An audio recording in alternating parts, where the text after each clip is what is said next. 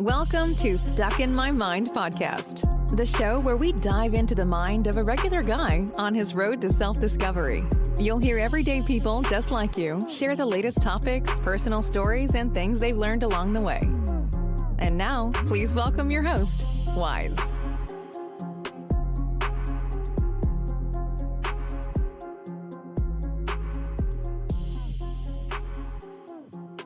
And welcome to another episode. I am your host, W-I-Z-E. I have a very special guest. He's an entrepreneur. He's a podcaster. Welcome to the show, Joe Rockey. What's going on? Not too much. Thank you for having me. Thank you. Oh, the pleasure's all mine, brother. The pleasure's all mine. How you doing today? I'm doing great. As we were talking about, it's a little hot outside, but that's part of life, right? Yeah, we were talking about it's a little muggy up here today, here in Pennsylvania. Yeah, in Pennsylvania. Because we're both in Pennsylvania. You're in Pittsburgh. I'm up in the Pocono Mountains, and you're, like you said, you're about to get our weather tomorrow. That's right. I got your weather, or I got your tomorrow's weather today. That's the way it works. We just get it first. It comes left to right across this country. It was hot. It's hot. Because yesterday it wasn't so bad. It was nice and cool. It had just hit 80. It just hit 80. Today's almost pushing 90. So yeah. So all right, it's hot. We know that now. All right. So you're into real estate. Tell us a little something about that. Yeah, so I mean, I've been doing this since 2011, so long time. And the world of real estate's this big, complicated venture that some people look at it from the outside and think it's easy. You know, how hard can it be to buy a property and put a tenant in there and collect money every month? You know, that's got to be easy, right? So the reality is it's much different. We've modified the business a lot over these 11 years. We started as a primarily flipping company. Around 2017 is when I did my final flip. And we've been doing actually not just rentals, but rent to owns ever since. And one of the joys of being in our great state of Pennsylvania is that it is the fifth worst state for the property owners, for the landlords themselves. Said another way, a lot of people can live for free for a long time if they know how to game the system in Pennsylvania. So there's a lot of pitfalls and difficulties to it. So it's not quite as easy as mom left me this house so I can do whatever I want with it and put someone in there. It's a lot more than that and a lot of moving parts. But yeah, it's fun though. That being said, when it works right and it's done well, it's fantastic. It's a fantastic business. And here in Pennsylvania, the market is, especially here up here in the Poconos, it's a house goes on the market one day and it's gone the next. They're scooping it up. People are coming from New York City, buying up a lot of property up here because it's a tourist area up here. We have a bunch of resorts, ski resorts. We have Kalahari. We have Great Wolf Lodge. We have the local casino here. And so people come from the city, buy the properties cash, and turn them into Airbnbs. And that's what a lot of people are doing up here, is coming and they're pricing out a lot of people. A lot of people are moving out further into Pennsylvania. Yeah, well, I mean, that's a part of it too. New York's one of the lucky four that are worse than us. So, you know, for the longest time, we were told that we weren't allowed to do any work during COVID. We actually had crews getting arrested in Pittsburgh for trying to do their job and working on a roof. The disease that doesn't hurt you in the sun or in the heat. And there's nothing hotter on this planet than being on a shingle roof in the middle of the summer. But that's what our governor told people to do. So that's what happened. So long story short, New York's worse than that. So now that we're finally back up and able to work a little bit, they're not quite there yet. And, you know, money's sitting on the sideline, especially when inflation is what it is losing. So you got to at least try something. And even if it means I got to drive further away from my house, out of my comfort zone, it's better off. That being said, the Airbnb model is something that I vehemently don't do for a lot of different reasons. But, you know, people who do it, I know a lot of guys who do it, they swear by it, and they think I'm crazy for not wanting to. But I'd rather have my long-term rentals and knowing that the people who are in my properties want to be there and eventually want to own them. Yeah, I feel you, man. I definitely understand where you would rather deal with someone consistently than every week have some worry about who's in your house and what kind of damage they're doing into your property and stuff like that. So yeah, Absolutely. it's a lot of headaches to deal with an Airbnb. I know a couple of people who do it, so it is Yeah, definitely a headache, and it's a a- lot of work.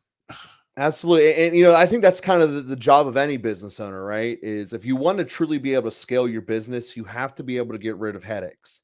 Yeah. And the Airbnb requires you or a property manager to essentially check in continuously on that property.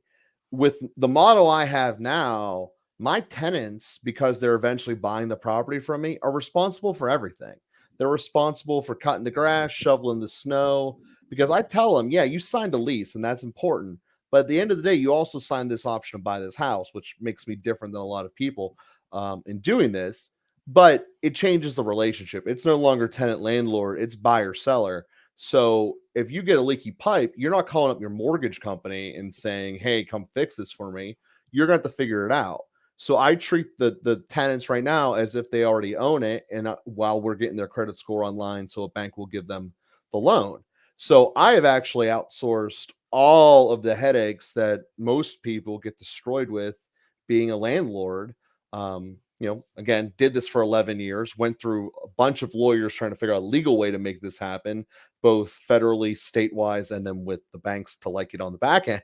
So a lot of math went into that, a lot of legalese. But the long story short is I don't have to deal with the tenants. I tell them all, you see me one of two times, when I'm evicting you or when you're getting the deed. Other than that, you're paying Jeff Goldblum online at apartments.com, get a little smiley face in all your emails. And that's about it. You're responsible. It's your house. You want to paint your girl's room Barbie pink? Knock yourself out. You want to paint your kid's room Green Lantern green, put logos and paint on the wall? I don't care. And what landlord have you ever heard say that they don't care if you paint the walls? None of them, Yeah. because they want to make it as bland as possible so the next guy will move in. And it's a different mindset completely. Most landlords are looking for what happens when you break this and I get it back. So they're judging everyone from a negative lens before they even start.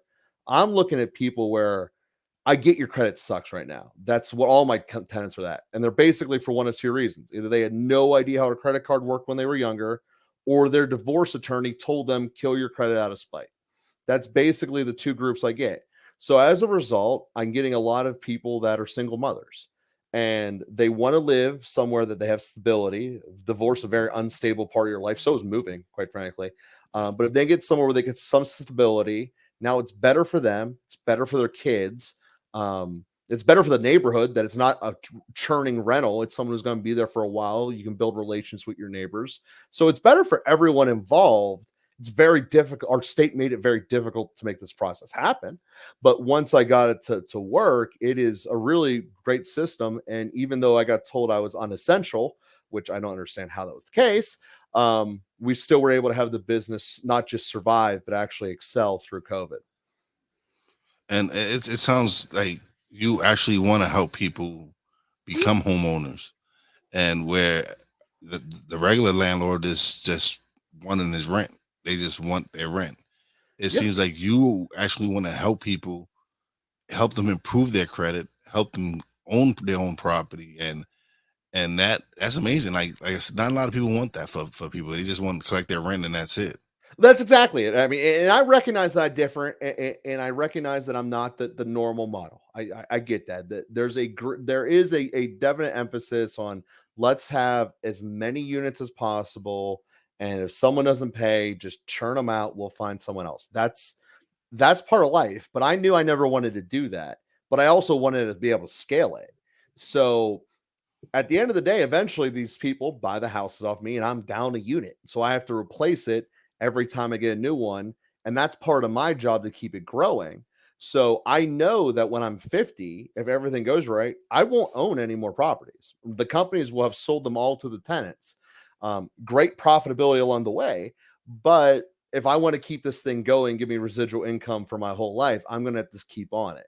And that's just part of it. Most landlords don't want that fact. Most landlords want to just acquire a lot of stuff while they're in their working age and then have a property manager take care of it until their kids deal with selling these properties.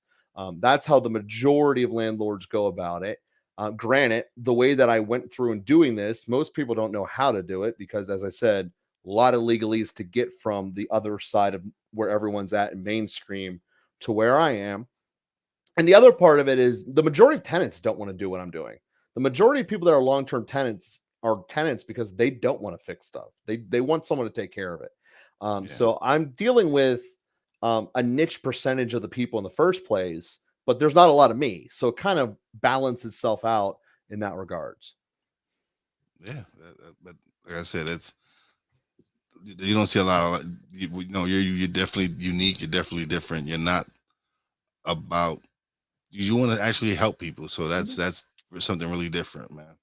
Yeah, yeah, and it's like I said, it's not just better for me because it is. I mean, don't get anything wrong Of about it. I course, of get stuff course. out of this. I have a easier life. I don't have to deal with tenants. It's a lot of upside, but I'm treating everyone like an adult, and most landlords don't because they're coming from that lens of you're going to mess up. I'm going to be in front of a judge in front of you one day, just whether it's today or 3 years from now or whenever. I know you're going to fail. That's how most landlords start looking at people when they first are introduced to a prospective tenant. And I don't. I look at it from this is going to be a long-term relationship that's ultimately going to end in victory. And the difference is I have an endpoint. I'm not like the mafia where the only way out is bad. I have a good, happy solution that everyone can get to. Now, that being said, does it always happen that way? No, of course not. Things change in people's lives. Yeah. Some people just flat out don't want to live there anymore. Most commonly, the situation with that, though, is still positive. As I mentioned, a lot of my tenants are single mothers. Down the road, they find a guy that they want to move in with and they take their life elsewhere, which I get it. I mean, that's fine. If he's got a better house, you like him more, all the power to you. But that being said, during COVID, it's estimated that 40% of the landlords in Pennsylvania or 40% of the tenants in Pennsylvania stopped paying when they found out that they couldn't get evicted. That was at March Madness of 19. We weren't allowed to start evicting people in Pennsylvania, or at least in Pittsburgh. Allegheny County took a little bit longer until February of this year. So you're looking at nearly 2 complete calendar years where you weren't allowed to evict anyone. I did have an eviction the first day you could, but because mine was in the afternoon and the sheriff was so overwhelmed, we didn't get the house back until May. So, and then there were also injunctions from the city to stop the eviction process then. I thankfully only had to deal with one of them. Out of all of my units, I had one person that we had to evict. The rest of it, we figured out something with the rest of them. So my point being is, yeah, I try to work something out with all of them and try to make it better because I'm looking for relationships that are going to last. And it's a different mentality. I get that. It's a different product that I'm giving than a lot of people. But it's also something that's applicable to virtually every industry. Just people don't want to get out of the mainstream hub and figure out a way to build long-term relationships. They want to just be a one and done. I went to McDonald's. I had a Big Mac. Cool. Will I go next time? Well, maybe I'll go to Wendy's. I don't know. But that's what the mainstream is. Keep putting your commercials on TV. Keep hoping they come back, but no actual connection truly getting established. No building relationships, none of that. And that's something that I've been blessed to do with my podcast is build relationships. It's the networking part of this that's been so amazing for me because I've been able to learn from some amazing people, especially the guests that I've had on my show. It's been a blessing for me to actually speak to these people because a lot of them have some amazing stories, and to hear their story and have them come on and talk about their struggles and the stuff they're doing and how whatever they did to turn their life or if they have some anything they're promoting, whatever. For me, it's just being able to come and have conversation and just have a good time and just hopefully give people an opportunity to learn something. Sure. Yeah, absolutely. And that's something that's fantastic that, to get to a spot where you're willing to take a risk and even create something, a podcast where you can be your judge. Literally, you have a star rating, and people can, without whether they're a long-term listener or not, they can give any review they want. That's unfortunately a blessing and a curse of this podcasting game, right? Yeah. So we get essentially instant feedback about something we might have said years ago, but it's still feedback in its own right. So in that notion, you have to be willing to take a risk. And I think that that type of person um, is really diminished. It really weeded out by the way that we do our educational system. I really do believe that from the time that you're in elementary school through college, it's almost to put you into a safe career path where going out on your own and trying to create something by its virtue means you could fail. And trust me, I've had a lot of houses that were abysmal failures. They were not awesome for a lot of different reasons. Um, Thankfully, none really the same reason twice, but that's neither here nor there. Well, that's the lessons learned, man. Like when you if it's a lesson learned, usually hopefully it's not the same lesson learned over and over again. And like you said, thank God it hasn't been the same issue. It's been different issues, and I'm sure you learn from those issues to make sure that they don't happen again. Yeah, absolutely. And in a weird way, it takes a little thought process. I went through this on my cast during one of my episodes. It's actually a test of your humility about whether you can learn from your own mistakes. Because someone who has no humility thinks that um, just the outside world affected me. They're the reason that this had a problem. Nothing that I did could have had anything to do with it. When in reality is no, it was probably something you did and probably something you can control. Maybe not in its entirety. Like I can't control the fact that we had one of our properties had a mudslide come down on it because the neighbor on the top of the hill's retaining wall gave out. Did I know that was going to happen? Could I do anything about that? No. But could we have done stuff better with the insurance company during the claim? Yes. So my first time ever dealing with an insurance company, I did it wrong. Not a surprise. Most people do. So like I said, those types of things that you have to learn from yourself and realize that you are not the end all be all. Yes, it might be your money on the line, it might be your reputation on the line. But if you try to do it just as yourself, you're almost destining yourself to fail. Also, if you want to stay just strictly in the mainstream way of doing things, you're probably also destining yourself to fail, which the amount of people that are willing to risk themselves professionally, economically, etc., and try something different, there's not a whole lot of us out there, and there's even less of us that are out there and successful at doing it. But you have to take sometimes you have to take that risk at saying like you sometimes I was talking to someone earlier and we was talking about it and I was like sometimes yeah some people are meant to just stay on the sidelines but if you have that entrepreneur spirit or you really feel that you really want to work for yourself and not for someone else and listen entrepreneurship is not easy being your own boss is not easy you actually work more being an entrepreneur than you do working a 9 to 5 Mm-hmm. and like you said from kindergarten to college, we're programmed to go get a 9 to 5 and work at this 9 to 5 for a number of years and then retire and enjoy the last 11 years of our lives. Yeah. And no, I'm not down with that. Yeah, I mean, exactly. I mean, everything you just said is true, and people look at it and goes, "Well, you built this business, you're making all this money. Um, you shouldn't be able to get that." It's like, well, no, because you're discounting all of the things that go there. Like, it should, in my opinion, it should be the same tax rate for everyone, regardless of how much you make, because of that. Because there was plenty of years in the beginning when you we didn't were make no putting money. yeah, we were putting red on the balance sheet and in the income statement. We weren't putting any commas on the black side. There was no profit. It was just red everywhere. Bad. And that's part of life. So now that we figured life out, I'm employing people, so people have the safety of knowing they're getting a paycheck. I'm not. If I don't make a profit, I don't get paid. So at the end of the day, there's risk on me, but not necessarily on my employees. And the way that essentially the government looks down that I'm the bad guy in this situation really upsets me. But that's more of a side problem. But I also understand why they're doing it. They're in a popularity contest, and there's more of my employees running around than me, despite the fact that all of the jobs are created by people like me. But yeah, but the thing is you started where they were at. It's not like Yeah. it's not like you it just you were just successful overnight. Like No, you had I was selling commissions. I was selling life insurance and annuities, and it was horrible. I worked for possibly the worst sales boss I've ever had in my life. I've been in sales since I was 18.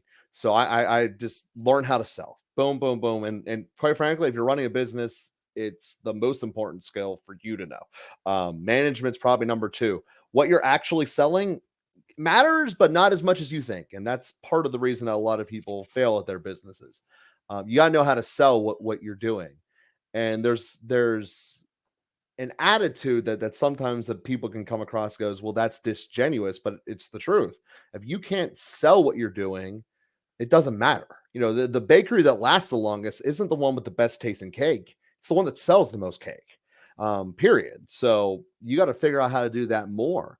So that's how I look at it. And we started just selling for someone who's horrible. A lot of bad company rules in effect with this that they said were government regulations, but I don't really believe it. I think it was more bad management. But nonetheless, doesn't really matter. I was 23. I didn't know any better. So, I was rookie of the year, first year, underclassman, the second year and the third year I left to start this because I realized that there was an end game here that I could control my own product, which is the number one thing I wanted. And it would also be down the pathway of residual income. So I would know that I would get paid in my 40s for work I did in my 20s, my 30s, which is what I was going for. So am I going to get a bonus check one day for work I did today? Yes. When will I get it? No idea, because I don't know when these people are going to get their credit scores high enough to get a mortgage, etc. But one day it's going to happen and I'm going to get a big check because of it. And, it's a big part of building your business in a way where you can do that. And there's a lot of us that don't really figure out how to do that, whether it be the way we compensate our employees, whether it be the way we charge the price tag for us, especially if we're in something where we can make our own price. yeah. Most people really undercut themselves because they're afraid to make the sale. They're afraid to make the sale at the threshold that it could be made at. I kind of feel you on that because even with myself, I've since I started podcasting, I've picked up editing. I started editing audio, video, and so I started doing it for other people. And I was I was underselling myself. I was charging a price that and it was way on the market, but it was just me trying to get clients and stuff. But I realized that I was underselling myself, and now I set a price where I feel comfortable. Like, all right, this is a good price. This is what I want for my work, and that's what I do. And so for a minute, at first, you kind of undersell yourself because you have doubt in you, and you don't know, like you don't want to charge a price and then be like, no, that's too much, or something like that. But once you realize your skills and you realize that you're pretty good at what you do, you set your market. Exactly. And that doubt is what a lot of people have because selling's scary. You're ultimately putting yourself out there and putting a number to your worth. That's what at least people perceive it as. That's not true at all. You're selling a product, and if someone likes it, they like it. So as a consumer, we're able to figure this part out a lot easier. There's plenty of times that I have spent more for a particular product, even the exact same product, because of the convenience factor I was getting from it. Like, I know I could have gone to Best Buy and gotten my TV for $100 less than what Amazon shipped it to my house for, but I would have had to have left my house and gone and do it and made time for it, opposed to Amazon leaving it on my porch. So that's an example that we all can kind of think of times in our head where, yeah, I spent more money for the exact same quality, and I was okay with it. In fact, actually, I kind of preferred that exists. So when we're on the sales side, we don't think that person exists. We think that we're always fighting on price, and it's really not the case. It's rarely the case, actually. And the other part is what gets people in trouble is they think they need to be everything to everybody, and that's certainly a fallacy. I would say, whatever market you're in, only target 30 to 15% of the potential customers in it and go for that. You don't see Lincoln trying to sell low-end cars. They try to put McConaughey in high-end expensive stuff. You know, they know where they want to be. And there's price tiers that are higher than that Lincoln doesn't want to play up there.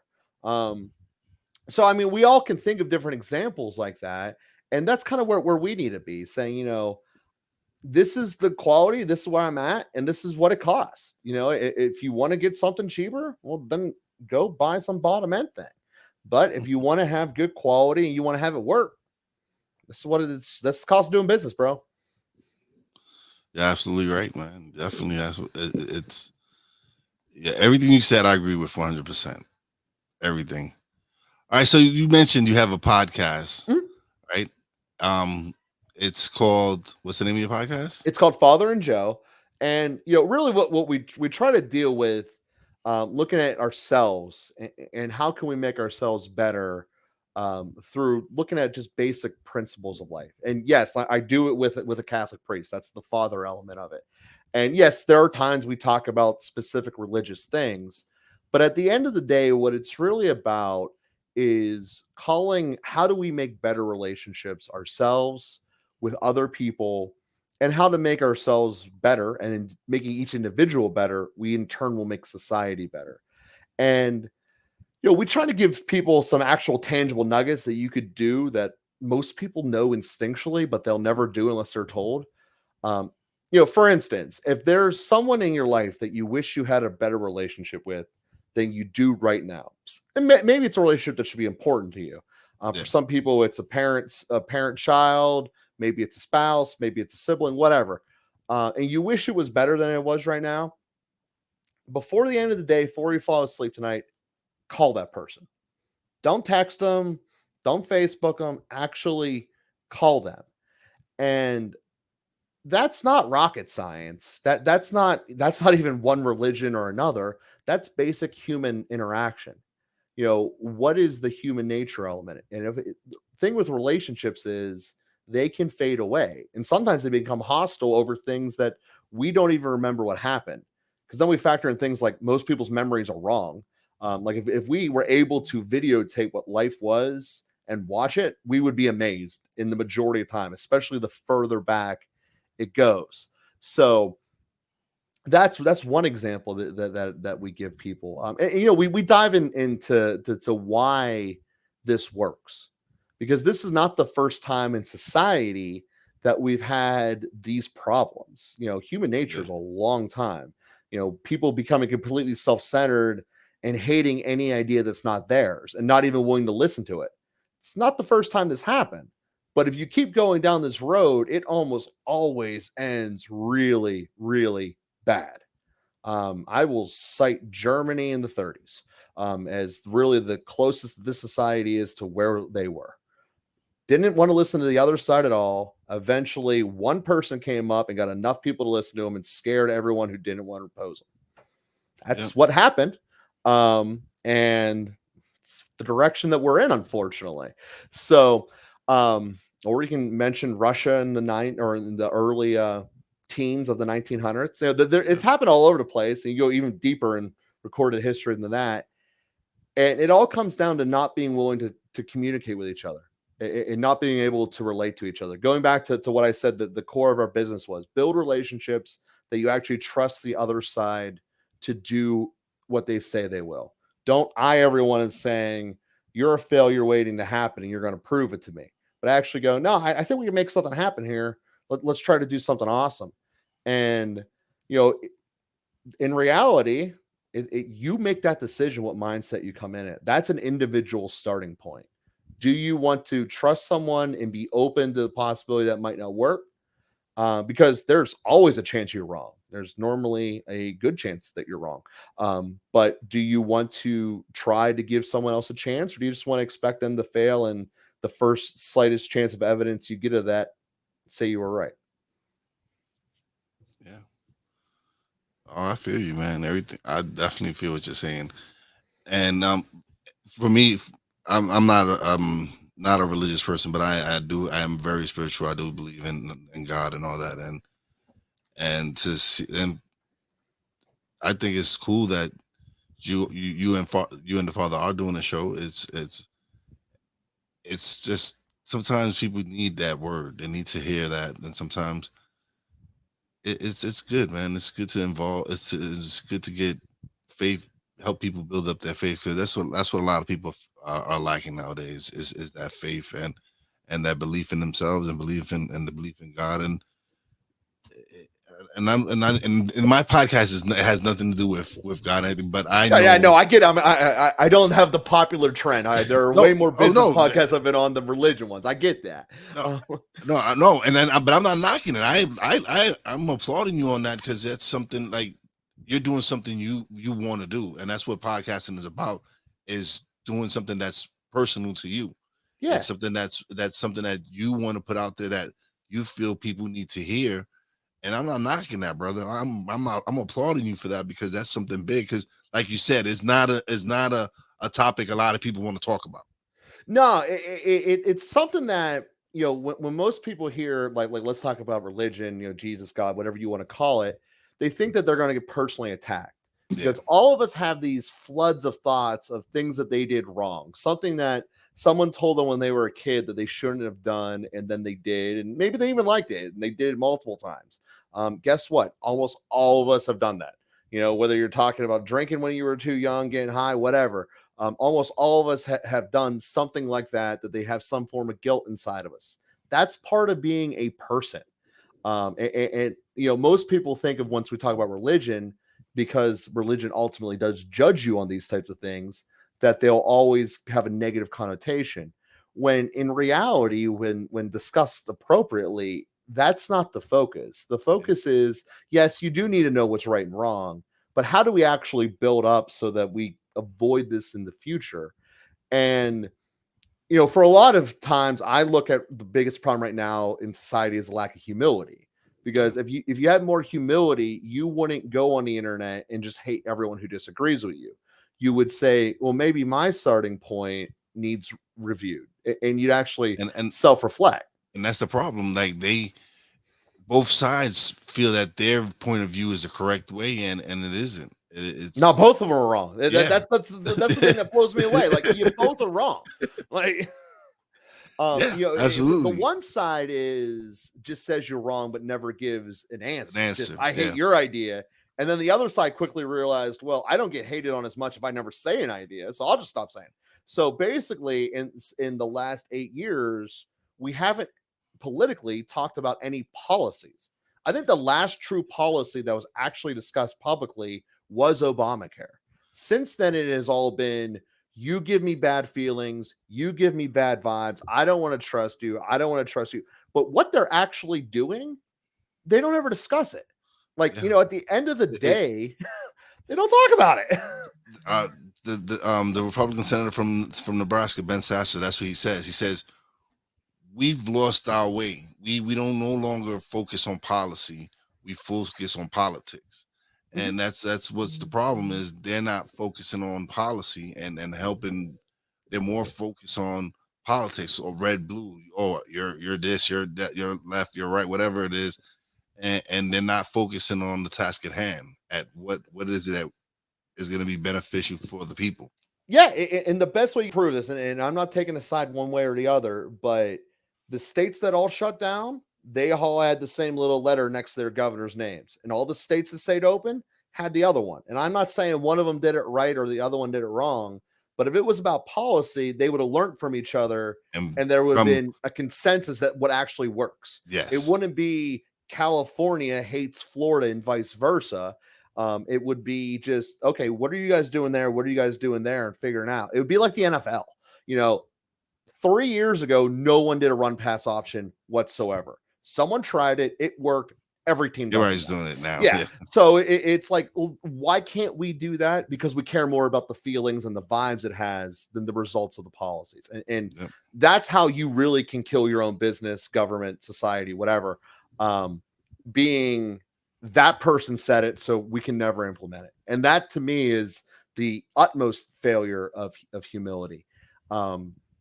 So like I say, you could talk about all that stuff, but how could you actually implement like a test in my life that can make me more? And the way that I've discussed this with other people in the past is, Humility is really a subset of temperance. And what temperance is what we used to call maturity growing up, denying today to make tomorrow better. So whether that be saving some money so you can make a down payment on a car, um, you know, trying to go to school to learn a better skill so you can get a higher paying job later in life, all of those types of things, denying yourself today to not have a problem today, not have a kid when you're 18 because you won't be able to handle it, have them when you're older, stuff like that. Um, and the way I tell people to do this is food is the easiest way to test yourself. So it's a hard test, but over the next 14 days, only eat 12 times. And for a lot of people, they'll never even try it. But for people that actually do successfully go through the gauntlet of fasting like that, 14 days, only 12 meals, yes, you'll lose a lot of weight. Yes, you will have a lot of irritation in the beginning. You'll want to blow up and explode and be angry at people. But when you get to the other side, something happens where you realize that I don't need to be that way. I don't need to get randomly angry and upset. In your self control and your self agency just grows in a way that you never thought it would have if you never tested it. Because let's face it, we're all Americans. If you want to, you don't need to be in 90-degree heat. You can be in air conditioning. Yep. You can avoid pain. You can avoid problems for the vast majority of elements of life. But you cannot avoid problems that are in your own head that normally are born from relationship failures. And at the end of the day, that's what the cast really is targeting to do is deal with relationships that we have, how to make them better. And, most people never think of like only eating 12 times in 14 days. How's that going to make my relationships better? But it does. It makes you more accepting, more tolerant of ideas that are not yours. And maybe, when you and your brother had this big falling out 5 years ago, you're more willing to see something he said. He might still be wrong. I mean, I'm telling you that. You might still be wrong. Both are real possibilities, Yeah. but at least you'll be more open to it. And, you take that thought of how did 14 days, 2 weeks of my life change things so drastically? And why did I do this sooner? And, that's just one of the little things. Give you another example from courage, which I think is an important part of life is, a lot of times we'll be in conversations, especially me, when I'm on these podcasts talking to other people I've never met before, something will pop in my head. Sometimes it's random. Sometimes it's directly applicable to the conversation. And it's, how do I figure out a way to say that? Even if it feels like it's like a left turn out of nowhere. Normally, for whatever reason, the human mind comes up with these thoughts that make things better. And it's more enriching to the conversation, whether we can really figure it out or not. And sometimes these things are scary to say, like, Joe, you shouldn't have said what you said 10 minutes ago. It was a dumb idea. Or I completely disagree with you. But normally it's something that makes the conversation better. And oftentimes it's a clarifying point. Yeah.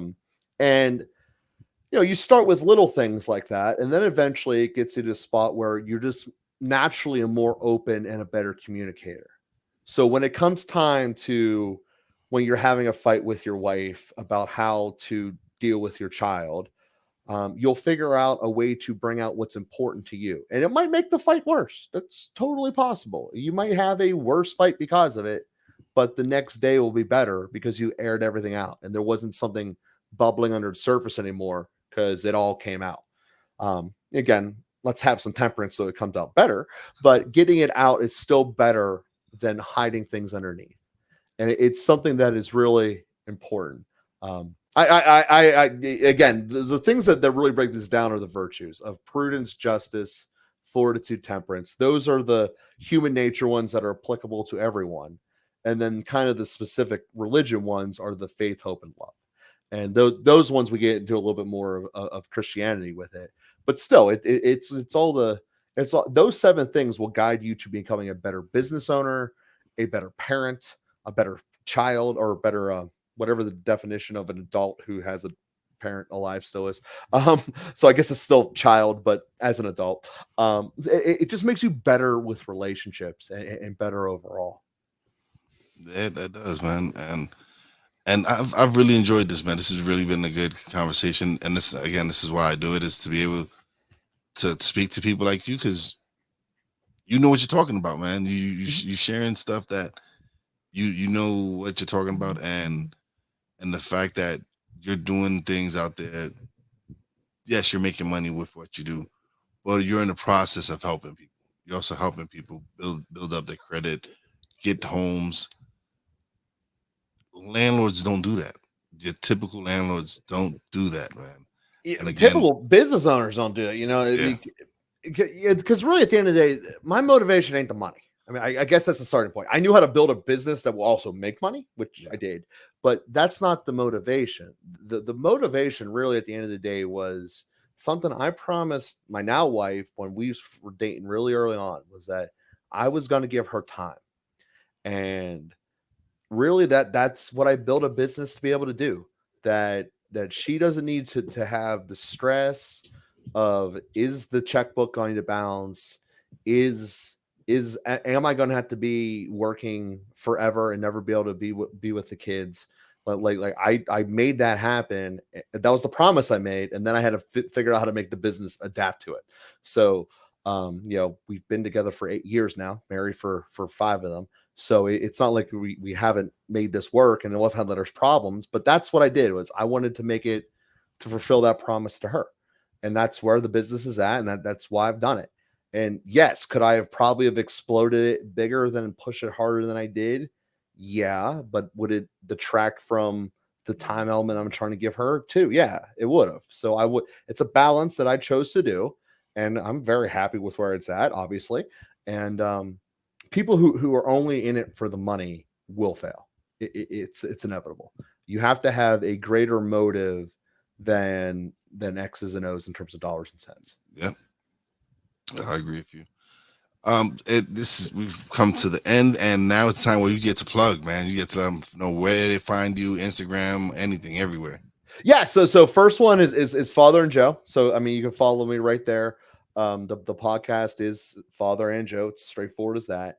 If anyone wants to reach out to me in terms of professional level, how to build your own entity, stuff like this, chances are likely that you're in a state where it's easier to do than where I am, unless of course you're in the obvious 4. So that being said, you can email to me at the numbers 412 the word homes @gmail.com. That is my page for my email that my people go through to look at everything coming in, whether it be you want to sell your house in the Pittsburgh area, you want to be one of my tenants, or you want to be a partner, or just learn how to do this. And that's the number 412 the word homes @gmail.com. And that is not original. That is the Pittsburgh area code. So we are very straightforward with that. And those really are the 2 main ways. So the podcast of Father and Joe, or 412 homes @gmail.com. All right. Don't leave just here. We're going to talk a little bit off the air, but I appreciate you coming through, man. It's been great having you on. Perfect. Well, thank you for having me. All right. Now it is time for shout outs. Big shout out to my Real Wise fam, Bobby J, Brandy J. Love you guys. Big shout out to the boss lady for everything you do and all the support you give me. Appreciate it and love you, baby. Big shout out to Joe Rockey for coming through and sharing what he knows about selling houses, buying houses, everything. He's doing some big things. People definitely go check out his email and check out his podcast, Father and Joe. I think it's on all major platforms. Mm-hmm. So definitely check that out. And as always, a big shout out to all the essential workers out there. God bless y'all. Be safe. You know how your boy Wise does it. Peace out. Thanks for listening. Listen on iTunes, Podbean, Spotify, and TuneIn. Find us on social media on Twitter @wise_b_blunt, Instagram @wise_b_blunt, and a Facebook fan page, www.facebook.com/wise76. Check back soon for new episodes. Until next time, peace out.